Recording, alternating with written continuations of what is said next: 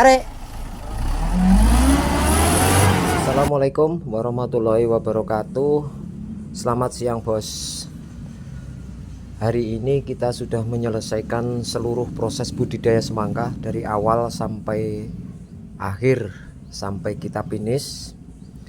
Dan alhamdulillah semua berjalan lancar meski dilanda keriting, jepuk dan lain-lain. Yang jelas sesuai janji saya akan serahkan semua proses dari pembiayaan, kemudian hasil serta perawatan dan pemulihan pokok yang bermasalah kemarin.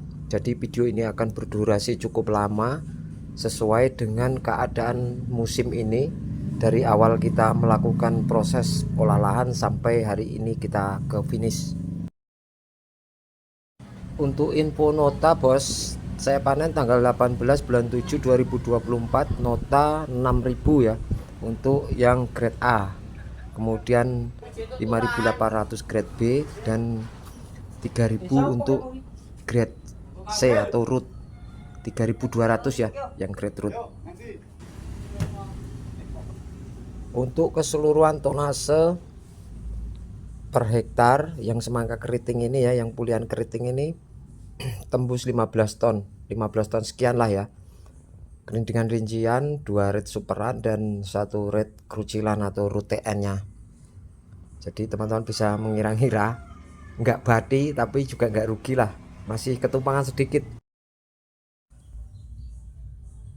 Oke Pak Bos, untuk menyingkat durasi waktu video ini, jadi untuk keseluruhan detail-detail dari pestisida, pupuk dasar maupun keseluruhan pemupuan kita rap di kolom deskripsi ya. Jadi kita sekali tayang sekali memberikan masukan saja, tambahan-tambahan untuk proses dari awal sampai finish. Jadinya enak teman-teman, nanti disimak saja atau disalin di kolom deskripsi apa saja yang diperlukan ketika akan mengawali musim tanam semangka.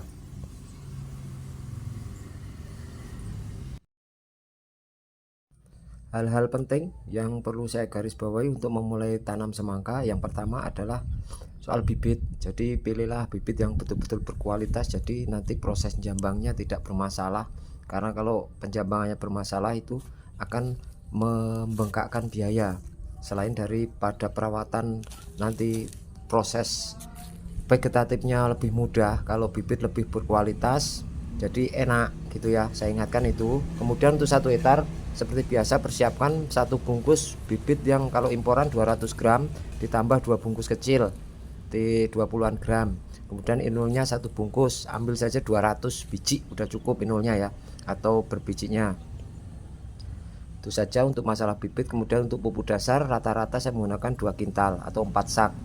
Kali ini perpaduannya adalah Magnewis 1 sak, kemudian Mutiara 1 sak, dan NPK biasa atau Posca ya 2 sak. Atau 1 Posca bisa diganti dengan 1 TSP untuk dasaran. Kemudian dolomitnya 5 karung cukup untuk 1 hektar.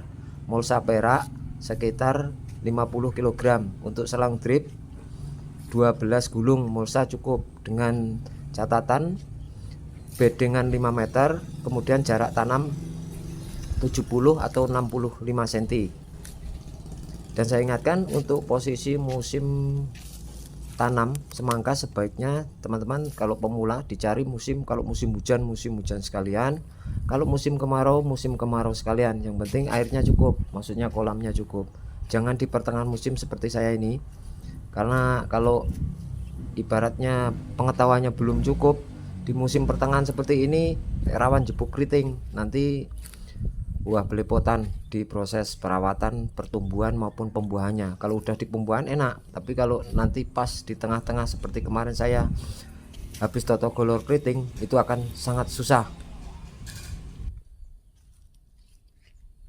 Kemudian anggaran ke pestisida, teman-teman kalau rutinitas penyemprotan dibuat normal 3 hari sekali, maka di fase generatif vegetatif ya, itu akan terjadi 10 kali penyemprotan. Jadi 3 hari sekali ketemunya, baik fungi, insek maupun ZPT dan nutrisi-nutrisi lain. Untuk pertumbuhan kita hitung 3 hari sekali nyemprot.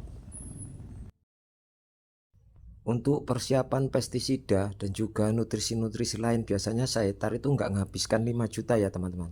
Terkecuali pokok bermasalah seperti saya ini masih normal ketika saya mengambil video penyemprotan ini. Ada 1-2 yang mulai kelihatan jebok. Nah ini sudah mulai angkatan keriting teman-teman. Jadi posisi ini sudah memakan biaya cukup banyak karena banyak nutrisi lain atau pestisida amino yang kita masukkan. Dan kebetulan kita ada praktek lagi lahan teman saya total keriting ya teman-teman. Tapi alhamdulillah sekarang pulih, nanti kita buat videonya setelah video ini. Jadi cara pemulihannya real ya.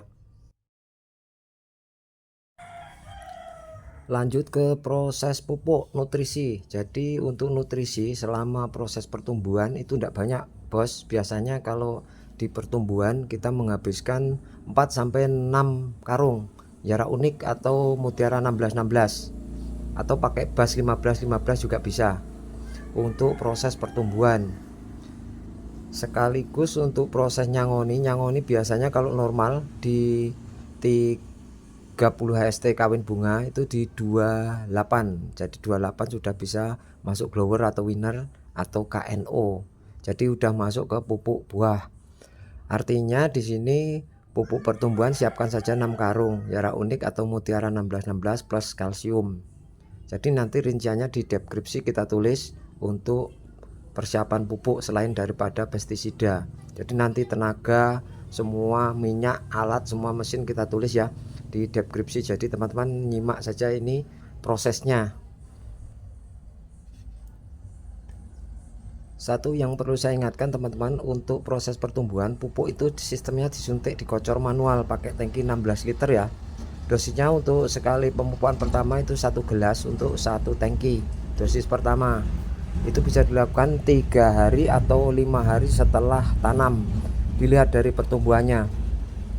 Biasanya 5 hari pada umumnya. Jadi kalau mau sampai munggel biasanya 3 kali sampai munggel cukup. Kalau misalnya udah 3 kali pertumbuhannya masih lambat, teman-teman dibantu dengan dikompres fungisida dan ZPT biar cepat modot atau cepat tinggi. Kemudian pupuknya bisa dipomkan kalau memang kerdil, bisa dipomkan, lihat karakter tanaman dan juga karakter tanah. Untuk rinciannya seperti itu, nggak habis 20 kilo total sampai munggel ya teman-teman. Baru setelah itu sisa 2 sak setengah bisa teman-teman lakukan pengepoman sampai ke proses kawin bunga. Kemudian di depan sudah saya katakan bahwa posisi ketika tanam di peralihan musim kemarau, musim hujan ke kemarau biasanya rawan bermasalah, jebuk keriting. Jadi pokok ini bermasalah, jadi grade size buahnya juga tidak besar-besar. Maka di situ terjadi pengurangan dari segi pupuk teman-teman, tapi pembengkakan di segi pestisida karena total penyembuhan. Jadi saya rekap saja untuk lahan ini rata-rata per hektar menghabiskan sekitar 41 sampai 45 juta total teman-teman. Posisi duduk manis ini ya, tidak dikerjakan sendiri dan bukan lahan sendiri. Nanti direkap di deskripsi. Kemudian yang terakhir untuk proses pembesaran bos. Untuk tanaman normal biasanya saya menghabiskan 600 kg sampai 1 ton. Lihat buah yang jelas begitu ya, lihat kondisi tanaman, lihat buah. Tapi kali ini kita tidak habis 400 kg teman-teman ya, sekitar 400 kg. Makanya dari segi pembiayaan tidak membengkak, sehingga kita masih bisa menyekat permodalan karena kita melihat kondisi buah memang tidak mampu untuk membuat ledakan, hanya saja kita untung di nota. Jadi notanya cukup tinggi, 6.000 tanggal 18 bulan 7 2024 regional Lampung, 6.000 teman-teman. Nah gambaran grade size buahnya seperti ini.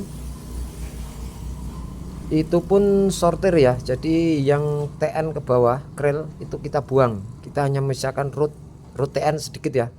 Jadi tadi root TN dimuat terakhiran itu masih terkumpul sekitar 5,5 ton.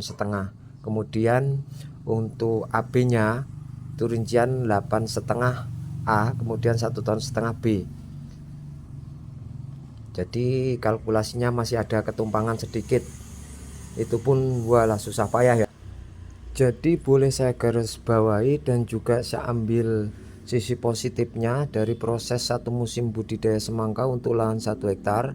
Pilihlah benih yang betul-betul berkualitas teman-teman. Kemudian pilihlah musim atau mongso yang betul-betul bagus.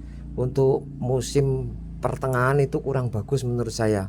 Jadi ambil kalau musim kemarau, kemarau sekalian, yang penting air cukup, itu segi hama berkurang. Kemudian kalau musim hujan sekalian. Itu jadi dari segi hama juga kutu-kutuan kurang, tapi cuma mengatasi bercak mungkin ya jamur. Jadi seperti itu. Dan untuk video selanjutnya nanti kita buatkan cara mengatasi atau menyembuhkan pokok keriting. Ini kebetulan saya praktek langsung ke lahan teman saya. Lahannya tidak banyak, tadinya mau dicabut. Alhamdulillah sekarang sudah pulih, sudah nyerbuk untuk varietas Amarelo. Jadi kebetulan saya simpan juga proses pembenihan beliau, dan akhirnya hari ini sudah melakukan proses penyerbukan dan alhamdulillah berhasil. Demikian teman-teman, semoga bermanfaat. Wassalamualaikum warahmatullahi wabarakatuh.